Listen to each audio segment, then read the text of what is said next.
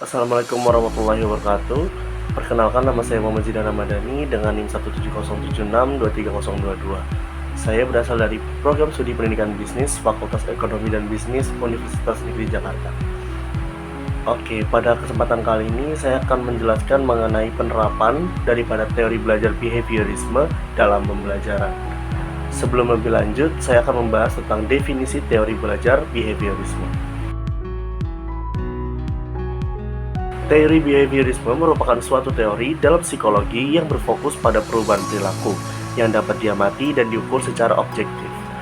Menurut Burrhus Frederick Skinner, teori belajar behaviorisme ini merupakan hubungan antara stimulus dengan respons yang ditunjukkan individu atau subjek yang terjadi melalui interaksi dengan lingkungannya.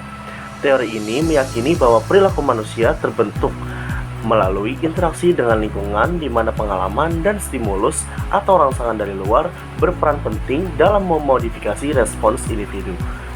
Dengan kata lain, teori belajar behaviorisme ini menjelaskan bahwa belajar terjadi ketika individu merespons suatu stimulus dan respons tersebut diperkuat atau dilemahkan melalui konsekuensi yang menyertainya. Contohnya, pujian sebagai konsekuensi positif dapat memperkuat perilaku yang diinginkan, sementara hukuman dapat melemahkan perilaku yang tidak diinginkan. Oleh karena itu, dalam pandangan behavioristik, perubahan perilaku yang dapat diamati merupakan bukti nyata bahwa proses pembelajaran telah terjadi. Teori behaviorisme ini dikemukakan pada tahun 1960-an oleh tokoh-tokoh terkenal yang berkontribusi besar dalam pengembangan teori behaviorisme ini, seperti Ivan Pavlov dengan konsep pengkondisian klasiknya yang terkenal melalui eksperimen pada hewan, yaitu anjing. Kemudian ada B.F. Skinner dengan teori pengkondisian operan yang menekankan pada peran konsekuensi dari tindakan yang dilakukan, baik penguatan maupun hukuman dalam membentuk perilaku individu. Kemudian ada Edward Thorndike dengan hukum-hukum belajarnya seperti hukum akibat atau law of effect yang menyatakan bahwa perilaku yang dilakukan individu diikuti oleh konsekuensi yang menyenangkan cenderung akan diulang, sedangkan perilaku yang diikuti dengan konsekuensi yang tidak menyenangkan cenderung akan dihindari. Baik, selanjutnya masuk ke dalam prinsip dasar teori behaviorisme. Yang pertama ada stimulus dan respons. Teori behaviorisme ini memandang bahwa perilaku manusia pada dasarnya merupakan respons terhadap stimulus yang datang dari lingkungan sekitarnya. Stimulus itu adalah segala sesuatu yang dapat merangsang individu untuk bertindak atau memberikan reaksi, sedangkan respons adalah reaksi atau jawaban terhadap stimulus tersebut. Interaksi antara stimulus dan respons inilah yang menjadi fokus utama dalam teori behaviorisme. Yang kedua ada penguatan. Penguatan merupakan proses yang dilakukan dengan tujuan untuk meningkatkan kemungkinan suatu perilaku akan diulang di masa mendatang. Penguatan ini diberikan setelah suatu respons muncul dan dianggap sebagai konsekuensi dari perilaku tersebut.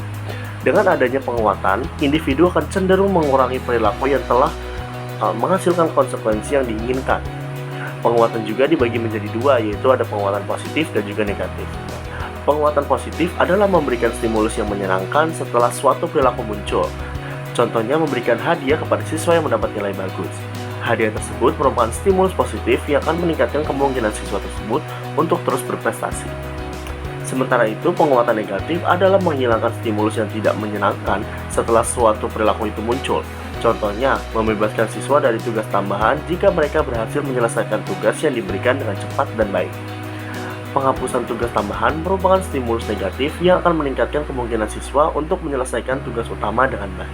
Kemudian ada pembentukan perilaku. Pembentukan perilaku ini merupakan prinsip dalam teori behaviorisme untuk mengajarkan perilaku baru yang kompleks dengan cara memberikan penguatan secara bertahap pada setiap pendekatan perilaku yang diinginkan.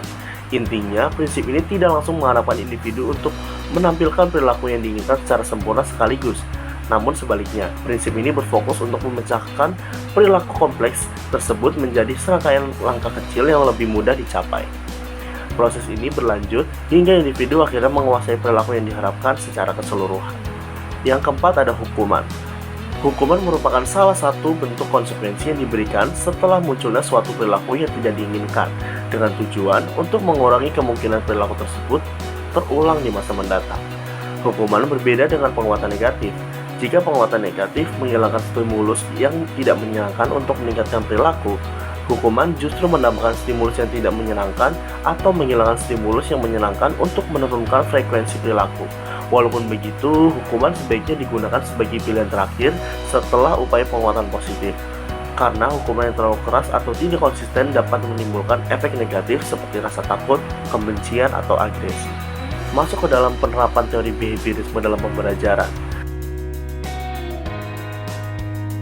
Teori behaviorisme dalam pembelajaran menekankan pada perubahan perilaku siswa yang dapat diamati dan diukur sebagai hasil dari interaksi dengan lingkungan. Penerapannya berfokus pada pembentukan perilaku yang diinginkan melalui pemberian stimulus dan respons yang tepat, serta penggunaan penguatan dan hukuman. Inti dari penerapan teori behaviorisme ini adalah menciptakan lingkungan belajar yang terstruktur dan terkontrol, di mana siswa menerima umpan balik yang jelas dan konsisten terhadap tindakan mereka. Dalam konteks pembelajaran, penerapan teori behaviorisme ini menempatkan guru sebagai figur utama yang berperan aktif dalam merancang serta mengendalikan lingkungan belajar. Guru bertugas memberikan stimulus yang tepat dan relevan untuk memicu respons yang diinginkan dari siswa, serta mengelola konsekuensi yang menyertai respons tersebut. Contohnya, guru dapat memberikan pujian atau hadiah sebagai penguatan positif untuk perilaku yang diharapkan, seperti menyelesaikan tugas tepat waktu, berpartisipasi aktif di kelas, atau menunjukkan peningkatan prestasi. Sebaliknya, guru dapat memberikan tugas tambahan, teguran, atau bahkan pengurangan poin sebagai konsekuensi negatif untuk perilaku yang kurang tepat, seperti melanggar peraturan kelas, tidak mengerjakan tugas, atau mengganggu proses pembelajaran. Dalam penerapannya, terdapat beberapa strategi yang bisa digunakan untuk menerapkan teori belajar behaviorisme ini, antara lain. Yang pertama, mengidentifikasi tujuan pembelajaran secara spesifik dalam membentuk perilaku yang terukur dan dapat diamati. Yang kedua, memberikan stimulus yang tepat untuk memicu respons yang diinginkan. Stimulus ini dapat berupa pertanyaan, tugas, demonstrasi, atau materi pembelajaran lainnya. Yang ketiga, memberikan penguatan setelah muncul respons yang benar. Penguatan dapat berupa pujian, nilai bagus, hadiah, atau bentuk penghargaan lainnya. Penguatan ini penting untuk memperkuat perilaku yang diinginkan agar diulang di masa mendatang. Yang keempat, memberikan hukuman hanya jika diperlukan untuk mengurangi perilaku yang tidak diinginkan.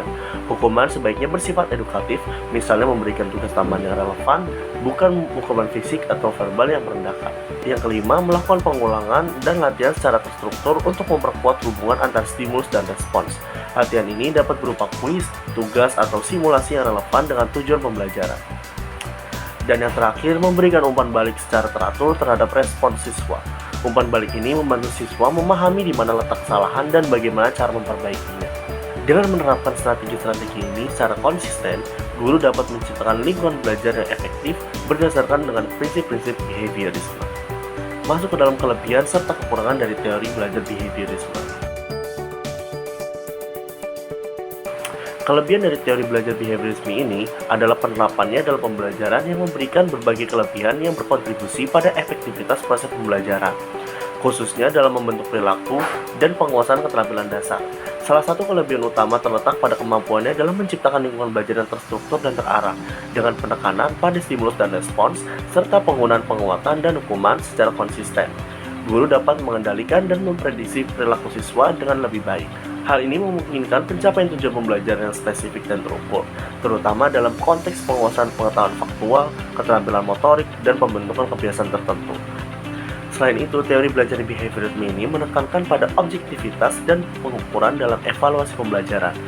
Karena fokusnya pada perubahan perilaku yang dapat diamati, kemajuan siswa ini dapat diukur secara kuantitatif melalui tes, observasi, dan pencatatan frekuensi perilaku. Hal ini dapat memberikan data yang nyata bagi guru untuk bisa memantau efektivitas metode pengajaran dan melakukan penyesuaian yang diperlukan. Teori belajar behaviorisme ini juga sangat efektif dalam mengatasi masalah perilaku di kelas. Dengan menerapkan prinsip penguatan dan hukuman secara konsisten, guru dapat membentuk perilaku positif dan mengurangi perilaku negatif, serta menciptakan lingkungan belajar yang lebih kondusif. Selanjutnya, kekurangan dalam penerapan teori belajar behaviorisme.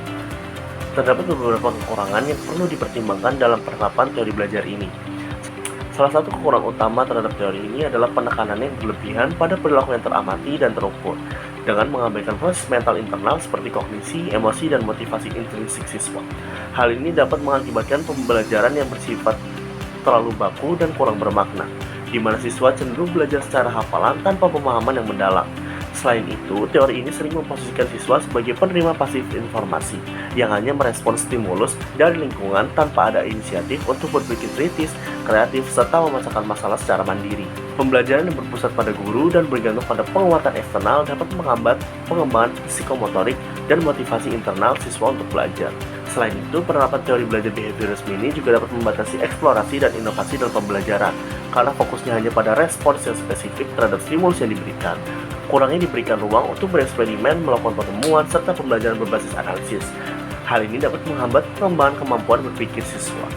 Selain itu, meskipun pemberian penguatan dan hukuman dapat efektif dalam mengubah perilaku dalam jangka pendek, efektivitas jangka panjangnya masih dipertanyakan, terutama jika penguatan eksternal dihilangkan. Siswa mungkin hanya termotivasi untuk melakukan perilaku yang diinginkan selama ada penguatan, dan perilaku tersebut bisa hilang ketika penguatan tidak lagi diberikan. Dan yang terakhir, diterapkannya hukuman.